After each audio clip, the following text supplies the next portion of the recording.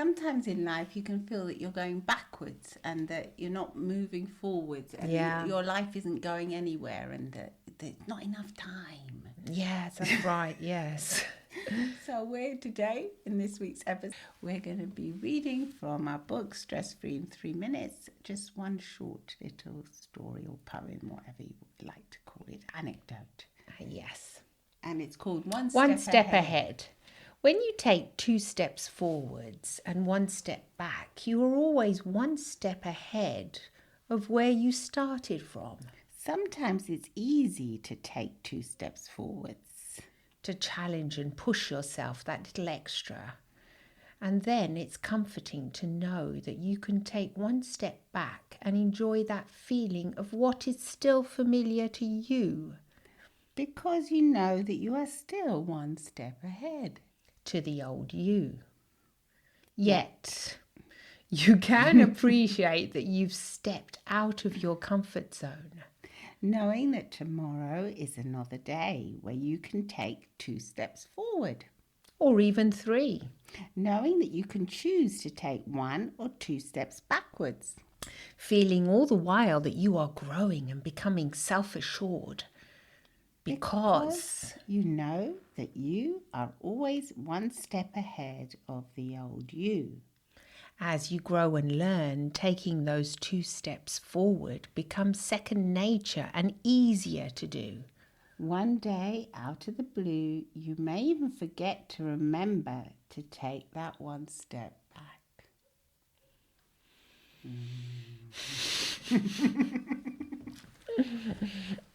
Yes, I like that. I like it too. I like it because it allows you to, yes, challenge yourself.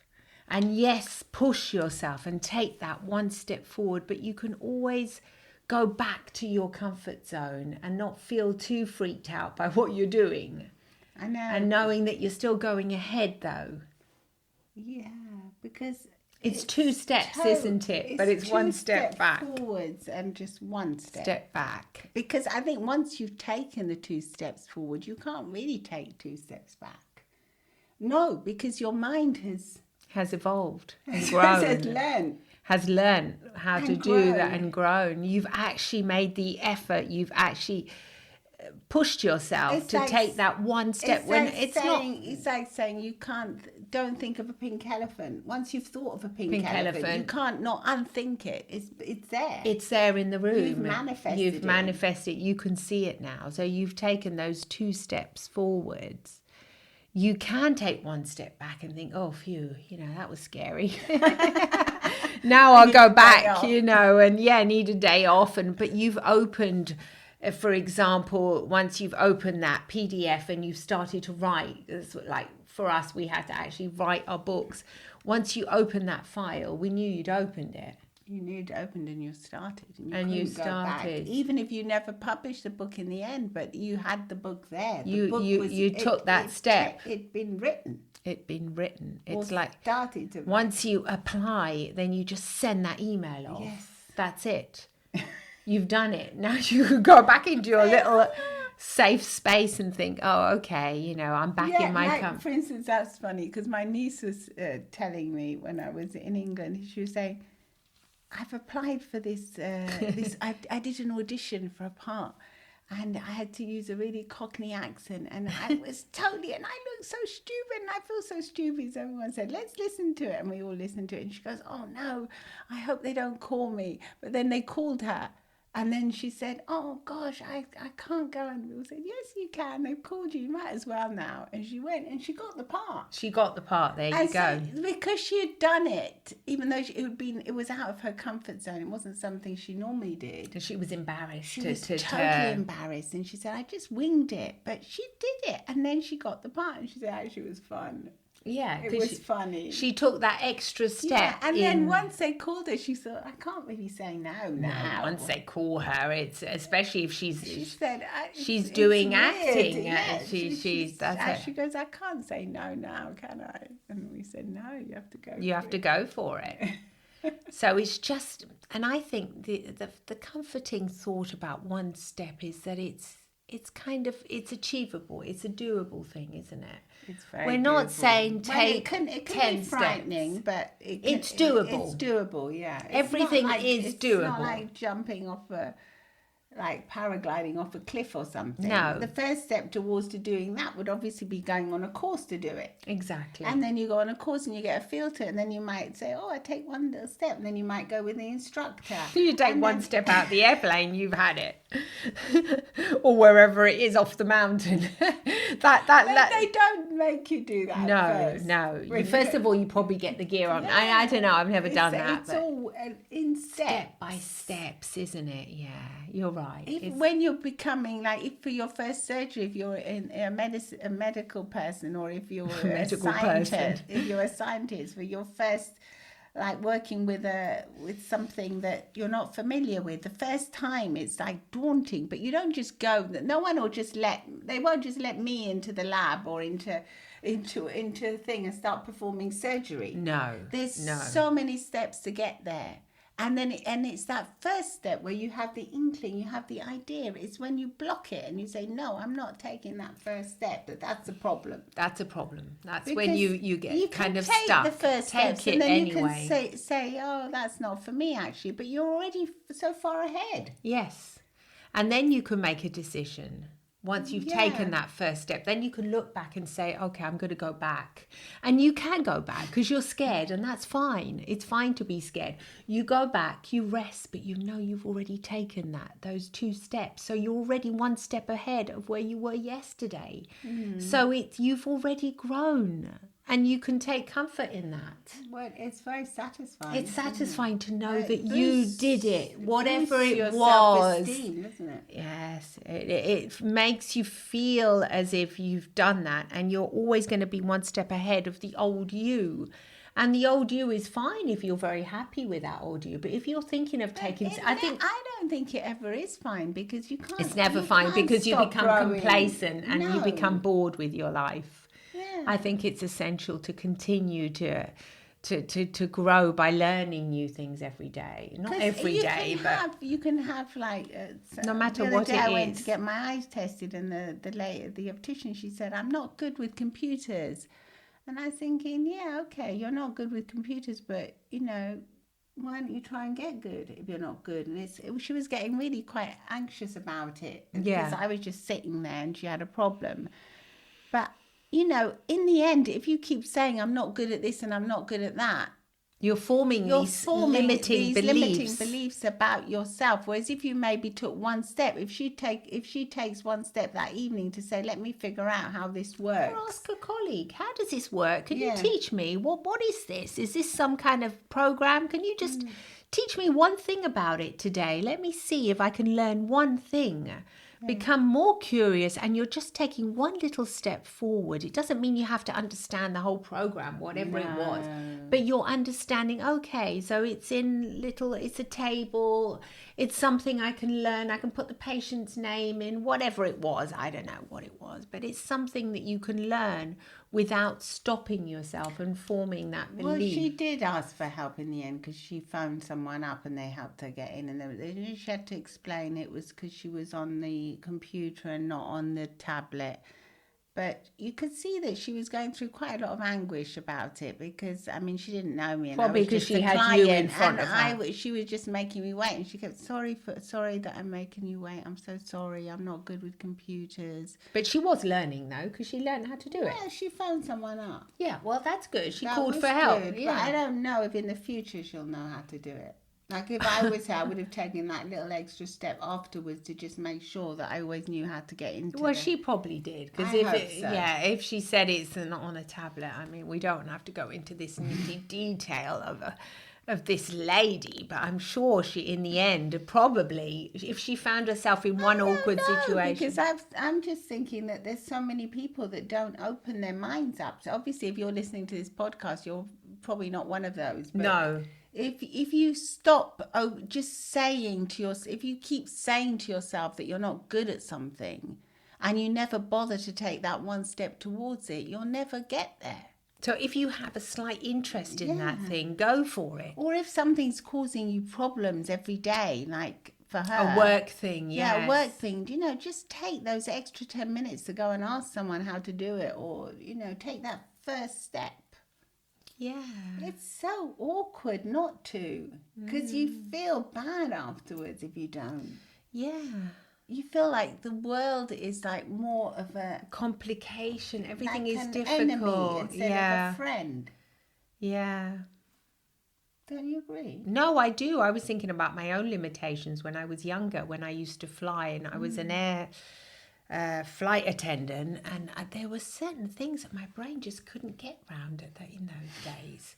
I mean, you would think it was pretty basic, you know, how to Because you couldn't see properly. Well, maybe because I couldn't see. It was like when we had to do like the service in first class. It used to be called top class, I think, in Alitalia those days. I just couldn't get round it. I don't know why I couldn't understand it. I Like think now you were a bit dyspraxic in those days. Probably the numbers or whatever, or how to just follow a plan, how to do the service. It seems so easy now. How could I have not understood it?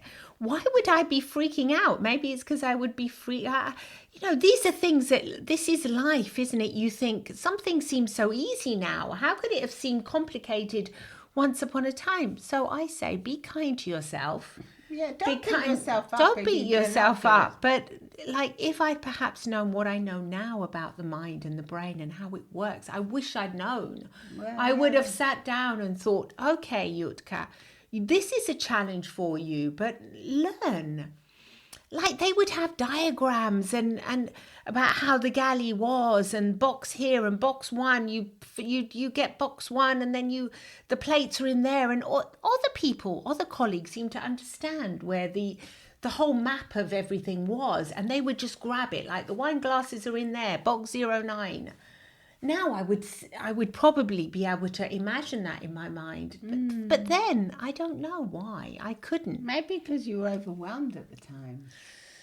I don't know. I was just like thinking, I mean, I suppose it's not that easy. You know, I'm making it seem simple now, but it was a whole training. You would have to remember where everything was and do the whole... I just think of the place settings, you know, when they plate settings, I used to think, how can my mother-in-law like set the table so beautifully? Really, yeah. With all the knives and forks and spoons. And if they ever said to me, set the table, I would feel like really like incompetent at doing it. Whereas now it just seems... Well, I suppose first class was a easier. bit like that. You'd have to get the flute glasses. You'd have to remember all the different things, and all the different. Position to put Obviously, them. it wasn't like economy. We just have a little tray and just get it out and heat the food up, and that was it, you know. And then coffee and tea. But the first class was a challenge, and I would always, even though there was only 12 passengers, so ideally it would have been a lot simpler than serving 400 people. Yes. You know, you would think, but I would always like push me, oh, no, thanks, I don't want to do that. You know, I would be the first one to say no.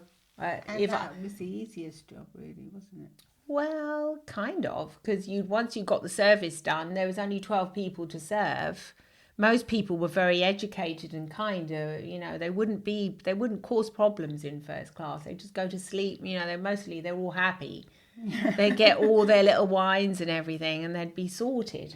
Or they were people that were of a certain, like they were politicians or actors, and so they were famous. They were, yes, they had so like... I suppose most people wanted to go there to be... Yeah, they did. And whereas I would always be saying, oh, God, no. No, because I can't understand the service of it. I don't know if any of you flight attendants will say probably sympathise with me, but it felt complex at the time. And you were supposed to study these books they would give us, but I would just not figure them out. So what I'm saying is that if I'd understood this one step forward thing, I would have probably said to myself, okay, push yourself one step. Go and try and figure it out when there's nobody there, or go and visit the people in first class, because we were allowed to go upstairs and go and see what was going on. Go and visit them and ask them. Just say, well, how did you do it today? Where are the plates? Let me just take a look at the galley. Yeah. Slowly become familiar with it. That's one step, isn't it? Yes. That's one step. You could do that. But you just said, "Oh no, I'm scared I would of that." hide back in economy where everyone used to smoke and I was a non-smoker and it was hell. But I would hide back there and just think, no, this is my comfort zone. Yes, that was your comfort zone. Whereas other people would die to get that position. You know, they would say, "Oh, can I do first class?" You know, when you would have I'll do it. I'll be in the galley in first class. I would say, no, I'll go back there. Yeah. Back in the troops.